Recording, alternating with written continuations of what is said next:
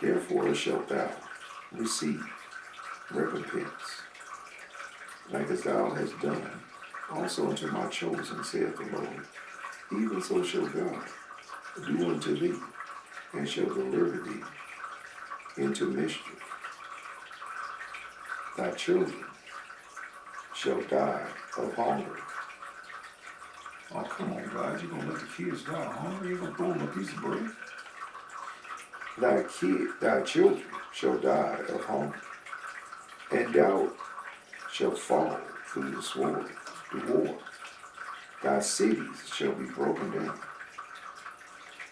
and all thine shall perish with the sword in the field. They that be in the mountains shall die of hunger, and eat their own flesh, cannibalism, because of the hunger pain, and drink their own blood, because of the drought, famine and drought, were very hungry of bread and athirst of water. And thou as unhappy shall come through the sea and receive plagues again. And in the passage they shall rush onto an idol city and destroy some of their glory, or some of thy glory.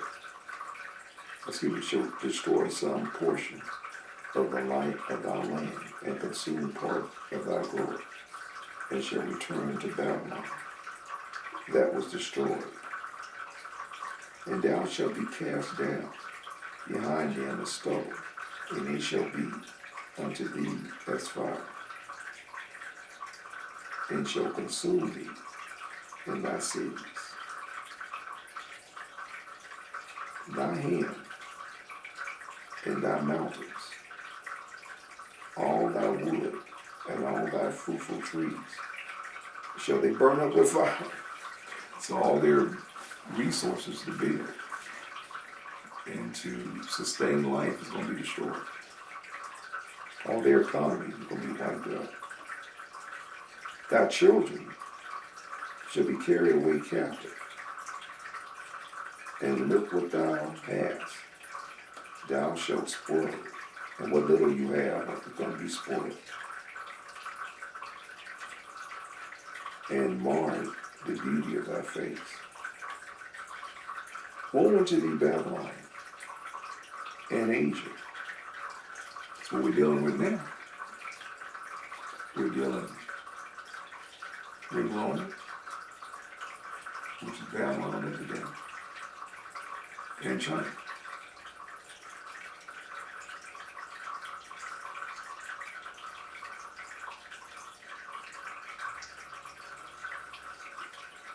Woe unto thee, Babylon and Asia.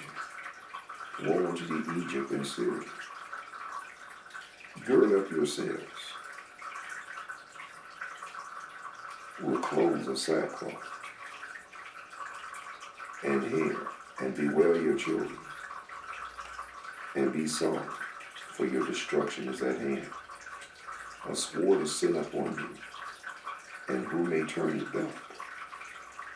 A fire is sent among you, and who is able to quench it? Plagues are sent unto you. God's sending plagues. God's doing all this. Everything we read, God's doing. I told you over and over again, many years. His spirit will not always strive with man. God said enough already. And here come the calamities, the plagues. I keep saying, but cheer up, saints, it's going to get worse. We're in biblical times. And hear me saying these words I say, the weeks roll on to come pregnant among me. But open your eyes. Believe your lying eyes. And see, we're in biblical times. God's had enough of corruption around the world. Telling you right here in this book, this is prophetic. A fire is sent among you, and who may quench it? Plagues are sent out unto you.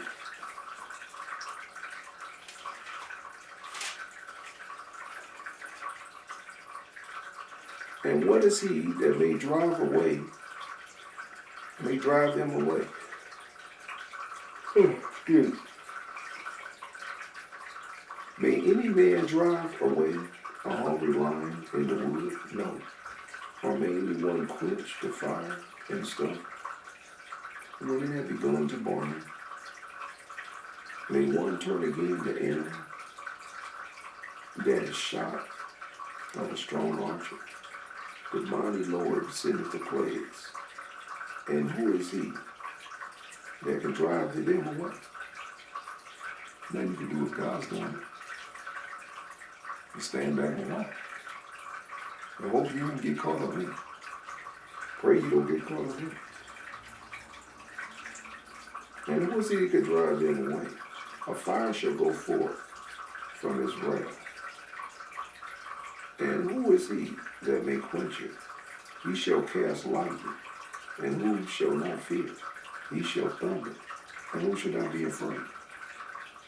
I've been in some severe lightning storms, and if you got a lick of sense, you're afraid. Good time to pray.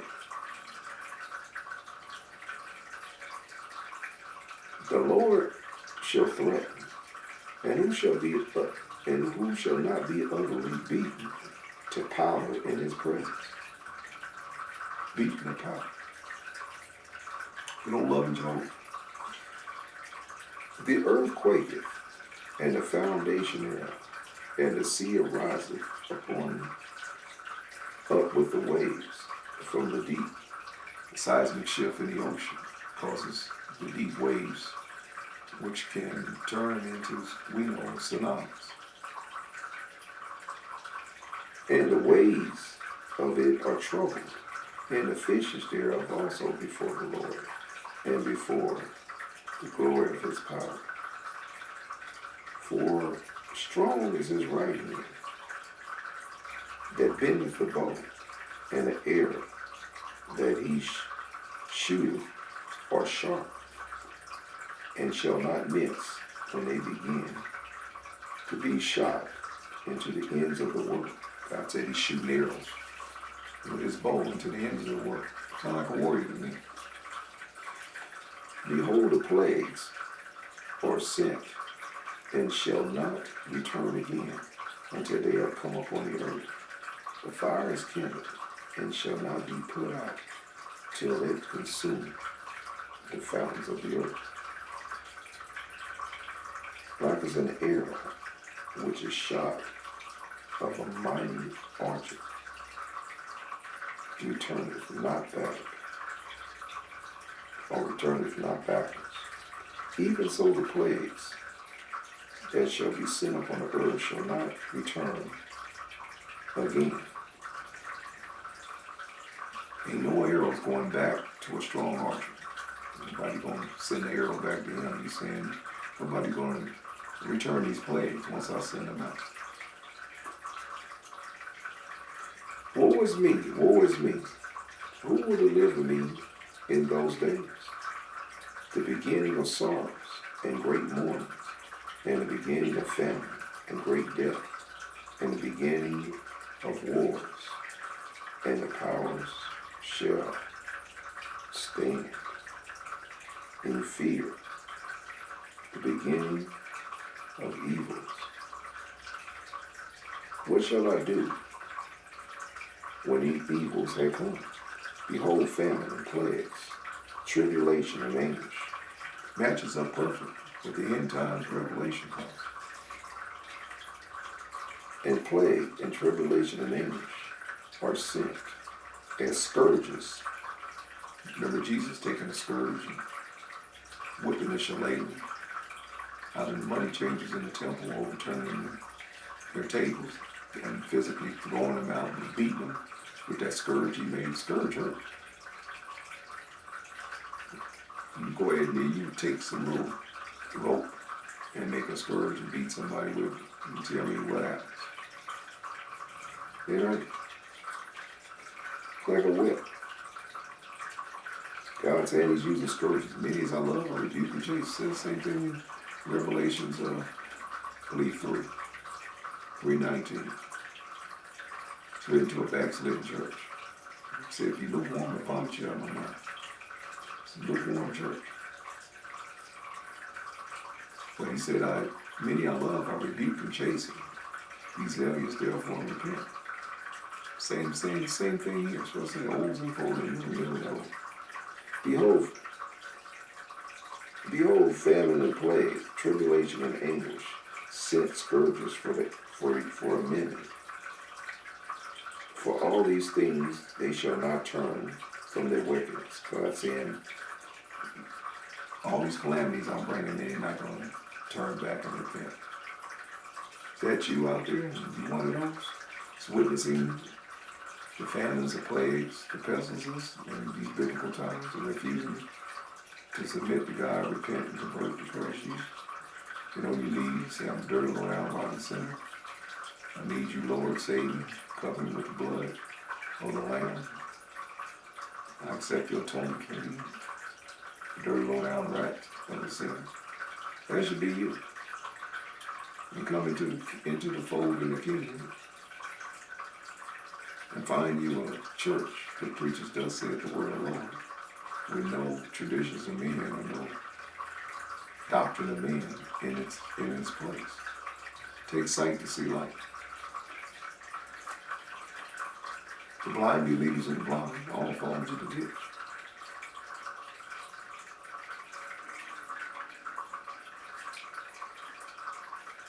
Now God said this is the beginning of sorrows. That's what Jesus said. He prophesied the same thing. When you see these signs, you know you're in the last days. The beginning of sorrows and great mourning, and the beginning of famine and great death, the beginning of wars, and the powers shall stand. In fear, the beginning of evils. What shall I do when these evils shall come? Behold, famine and plagues, tribulation and anguish. And God has said that many times. So pay attention when he deals in reputable with God. He's trying to drive home the point. Are sent as scourges for a minute. But for all of these things, they shall not turn from their wickedness, nor always mindful of the scourges. They won't remember the butt whooping that I gave them. I was raised in the age of corporal punishment. You got your butt beat in school, the teachers could whip you, the parents could whip you, the neighbors could whip you. Take a village to raise a child. Well, we got raised. You got out of line in my hood when I was raised back in them days. You got the scourge. You got a scourge off a tree. You had to go out and pick your own scourge. My dad had many fruit trees, peach, apricot. You go out there and you pick a scourge, no quack.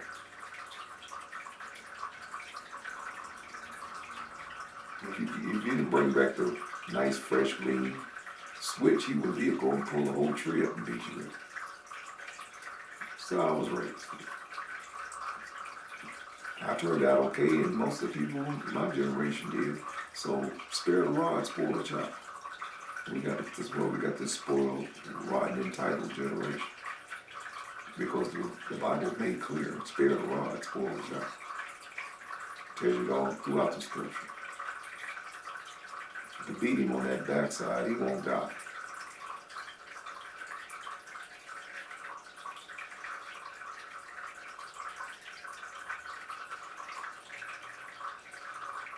If some of you parents give corporal punishments to your kids at home, the police wouldn't have to give it to them in the street.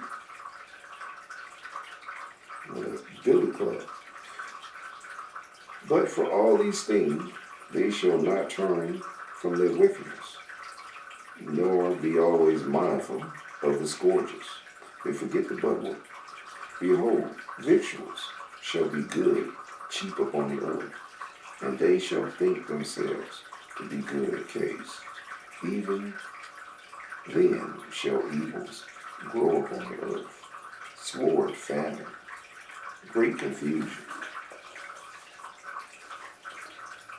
For many of them that dwell upon the earth shall perish of famine, and the others shall escape the hunger, shall the sword, shall war destroy, and the dead shall be cast out as dung. I ain't gonna touch that. And there shall no man to comfort them, for the earth shall be wasted, and the cities shall be cast down. There shall be no man left to till the earth, to sow it. The trees shall give fruit, and who shall gather them? The grapes shall ripe, and who shall treasure them?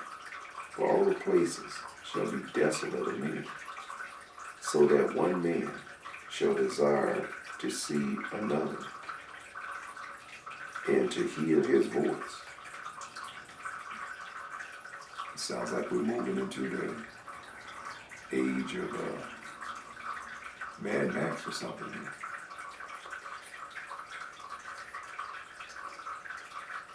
For of a city there shall be 10 left, and 2 of the field, which shall hide themselves in the thick groves, and in the clefts of the rocks, and in an orchard of olives. Upon every tree there are left 3 or 4 olives. That's it. Ain't gonna feed you. 3 or 4 olives ain't gonna feed you much. Even so these days there shall be 3 or 4 left by them, that search their houses with the sword. Sound like a military occupation to me, going home to home. Drag out who's left together, either to kill them or drag them to an internment camp.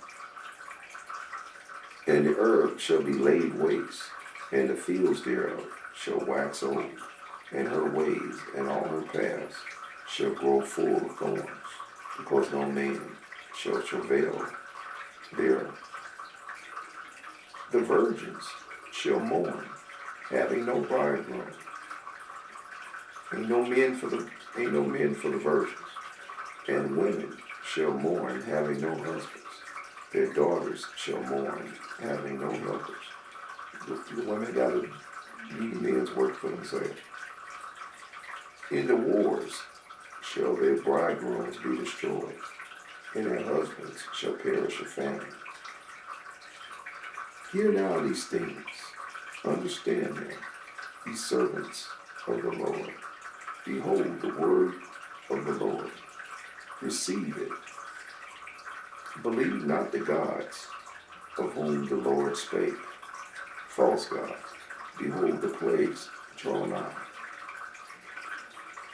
and are not slack, as when a woman with child is in the 9th month bringing forth her son, within 2 or 3 hours of her birth. Great pains can pass her. God is comparing what the earth is going through to a woman in her 9th month, giving birth in great pain and travail as the baby comes forth. Contractions. As in contractions increase and become greater in intensity. Same with the age. The end of this age, the earth also is birthing a new age, the Christ age.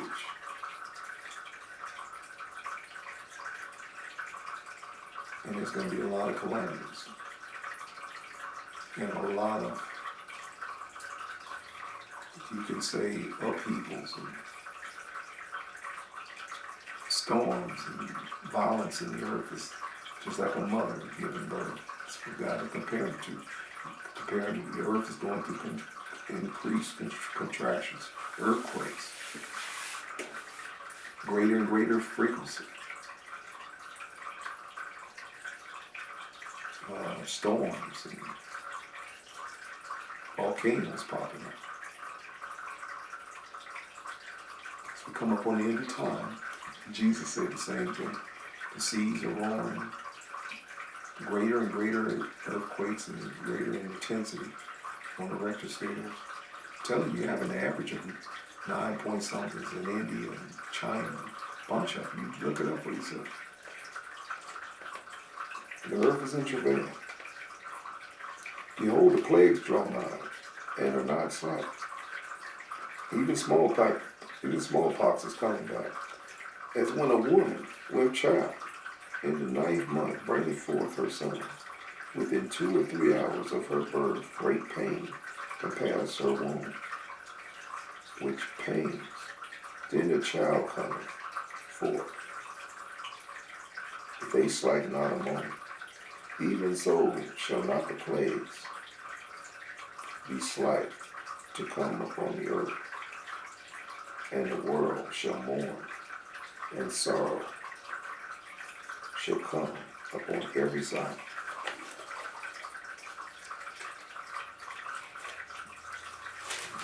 Well, it's a good time to get into God now, before it's too late.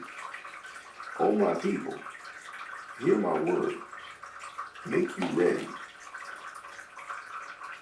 to the battle, and in those evils be even as pilgrims upon the earth. The Bible said we're to be pilgrims and strangers in the New Testament, all through the New Testament. We're passing through. This world is not our home. It's the true Christian. We're heavenly citizens. We have the upward look. The world's going to hell fast in the handbasket, but we're in Christ.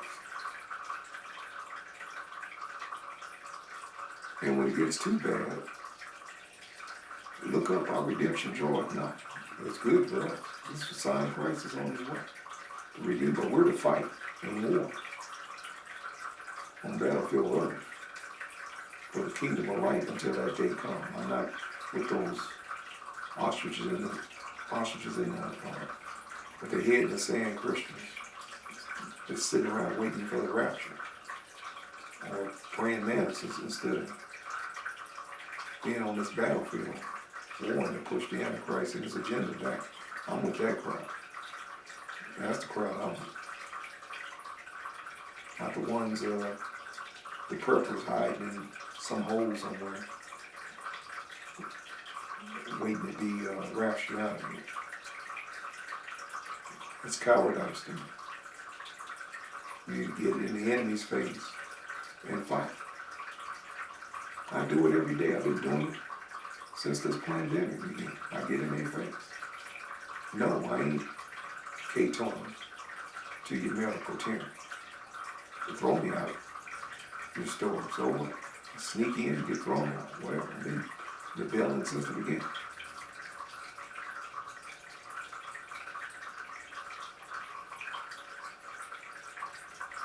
I ain't practicing your 666 social distance, none of that stuff. I ain't taking your killer back shot. No way, Jose.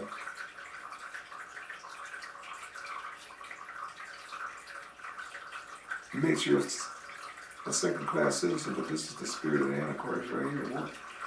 This is totalitarianism right in your face. This is a medical tyranny in your face. This is the New World disorder right in your face. Satan's agenda right in your face. From hell, from the pit of hell.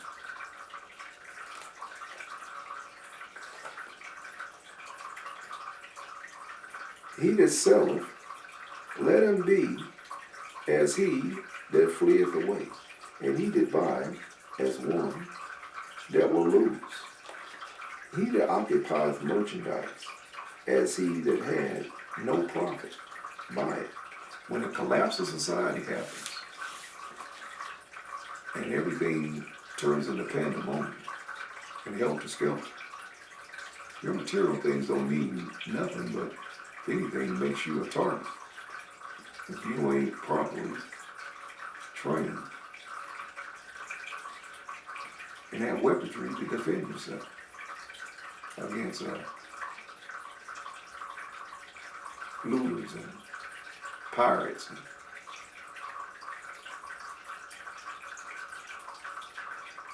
and the criminals that's going to be roaming the streets, the marauding bunch. Where are you living? They come through your window, come in your house, kick the door. They live in Sodom and Gomorrah. That's what happens when lawlessness abounds. People are hungry. They're starving to death. What do you think they're going to do? And food becomes number one during starvation, not material things. Food.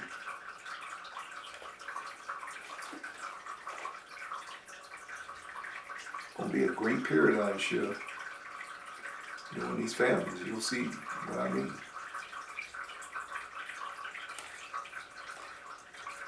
Because the whole idea of these evil cabals is to control everything: water, food, land.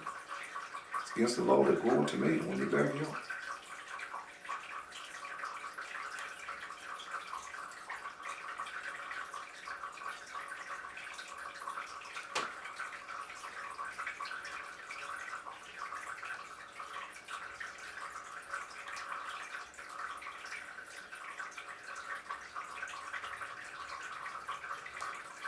He that occupieth merchandise as he that have no profit by it, and he that buildeth as he shall not dwell therein. He that soweth as he shall not reap. So also as he that planteth the vineyard as he shall not gather the grapes. They that marry as they that shall get no children, and they that marry not as the widows. And wherefore, they that labor in vain. For strangers shall reap their fruits, and spoil their goods, overthrow their houses, and take their children captives. For in captivity and famine shall they get children. They'll make more than likely sex slaves of the children. Child sex trade. And they that occupy their merchandise with robbery, more than deck their cities, their houses, their possessions, and their own persons. For more I will be angry with them, for they sin, saith the Lord, like as a whore. Here's my teaching famous whores in the Bible, where God tilts his brain, and you get to see a whole other side of God, that you will be shocked. And it's one of the rated R messages. I had maybe 2 or 3 rated R where I tell the parents to clear the children, because I try to make street priest ministry. I try, boy do I try, to make street priest ministry a rated G ministry, a family ministry for kids. But if there's something that needs labeling, like a parental discretion is advised, I do that on my social media sites. Do it as for the parents, because children are bombarded with enough cursing and swearing and vulgarity and porn and everything else. And I try to make sure that it's going to be one place that's a bastion for old-fashioned Mayberry values. I try. Like I said, I do try. And I try to label, sometimes I don't get everybody, but I do try to label those that I do have on my social media site. There is using profanity or there's the adult subject matter. I try. I do try. Like I said, I'm not perfect. But that's the end game, is a rated G street priest ministries. And raising my own kids, I raised 4 kids. I learned to, you could say, not use profanity around my kids. And pretty soon, if you get to practice, I'm not sure if I get mad or mad enough, I'll curse a sailor, really. But I've gotten good over the years. This move has been working on one sin at a time. And if I remove profanity from my mouth, I'm not perfect. But God has brought me a long way. You've seen me before. It was a total hot mess. Now I might be a warm mess, but I try. I do try. That's what God, He appreciates us making an effort. And He can do the rest what we can't do. So shall righteousness hate iniquity when she decketh herself, and shall accuse her to her face. When he cometh, shall defend him. This diligently search out every sin upon earth. Righteousness is going to diligently search out every sin on earth. And therefore, be ye not like thereunto, nor to the works thereof. For yet a little iniquity shall be taken away out of the earth, and righteousness shall reign among you. Let not the sinner say that he hath not sinned, for God shall burn coals of fire upon his head, which said before the Lord in his glory, I have not sinned. Well, I've said for years, I'm the chiefest of sinners, so that's not why. But you got a lot of people that believe they walk on water, and that when they bust wind, it smells like roses. Got a lot of people like that. They're totally in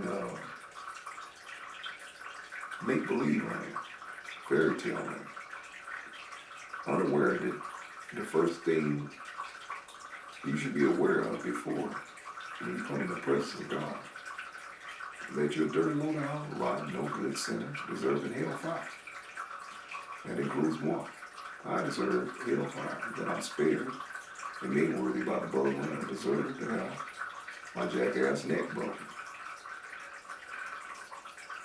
But I'm spared by the blood of the Lamb. That's understanding the nature of salvation. If you